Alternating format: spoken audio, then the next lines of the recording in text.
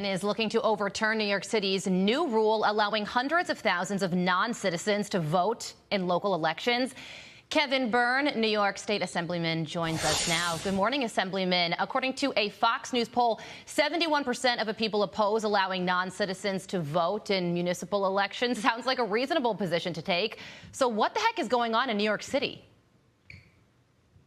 Well, what's crazy is at a time when we need to do more to restore our faith in the integrity of our elections, New York City is expanding voting rights and eligibility in their municipal elections to non-citizens. And I always believed, and I believe the vast majority of Americans believe, it's been a hallmark benefit of American citizenship to vote in our elections. And it's an exclusive right to American citizens, not to people who may be loyal to another nation.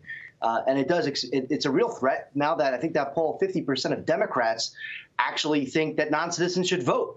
That tells me it's a real issue. I represent a community about an hour north of the city, and we don't want non-citizens voting in our elections. Yeah, and you have a plan to block this, to block allowing non-citizens to vote. What is that?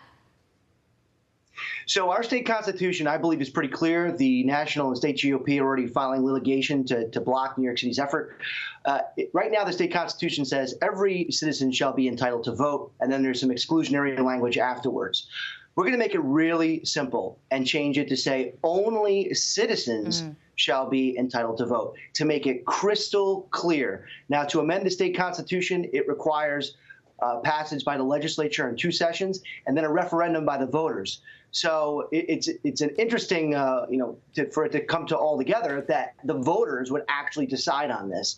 I believe it would be overwhelmingly supported because I believe overwhelmingly New York residents want American citizens to vote in their elections. Yeah, according to polls, you're absolutely right. And when we say legal non-citizens, we're talking about green card holders, folks who are here with work visas. Those are the ones that are allowed to vote. If you've been here just for a month, you can vote in a local election. But do you think that the ultimate goal for Democrats is to allow illegal immigrants to vote at some point? Is that where this is going? You know, if you put that in your poll, I think you'd have some people say yes. It's crazy. They're trying to expand our state health benefits to people who are illegal in the state of New York. We voted on a bill in the health committee that would expand it, cost $500 million, and just incentivize the more illegal immigration into New York State, cost more money for hardworking New Yorkers. So that absolutely could be the case. But green card holders, as you said, permanent residents, that's the first step towards citizenship. I've been to many naturalization ceremonies where people become American citizens. It's beautiful. Become an American citizen, fully commit to this country, then you can vote. Yeah, you're making too much sense, sir. President Biden, he's going to be in New York City later today. He's going to be meeting with Eric Adams, and his visit comes a day after the funeral of NYPD officer Wilbert Mora. He's expected to talk about gun violence, getting illegal guns off the streets. What do you hope to hear from President Biden? Well, I'm going to manage my expectations to just be careful here. What I would like to hear him say is just a completely full-throated support of our men and women in blue, which I have not heard. And I think we need to see more of that. Mayor Adams has said comments that have been very supportive of law enforcement. He's been critical of some of the bail reforms that come out of Albany, which need to be fully repealed and revisited. This catch and release nonsense is just hurting our city. It's hurting the people of New York. And Joe Biden, our president, can stand up and actually be a real model for change and say, you know what, fix these awful catch and release laws. Yeah, without a doubt. And the president, though, is expected to sign an executive order. I'm not sure if you heard this in just a few weeks.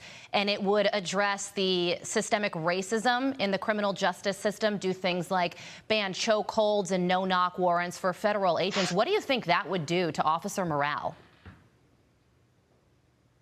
I think it would be bad. We've seen some of those policies be debated in the assembly in the state of New York.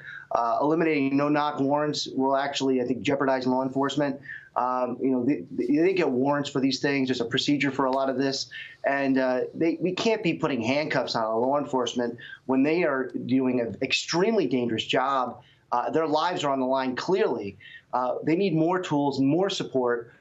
We shouldn't be restricting how they can do it. Obviously, we want to make sure they do it the right way, professional. Men and women of the NYPD are some of the most professional members of law enforcement on the globe, and they need more support. They don't need to be undermined by our nation's chief. Without a doubt. Assemblyman Byrne, thank you so much for joining us this morning.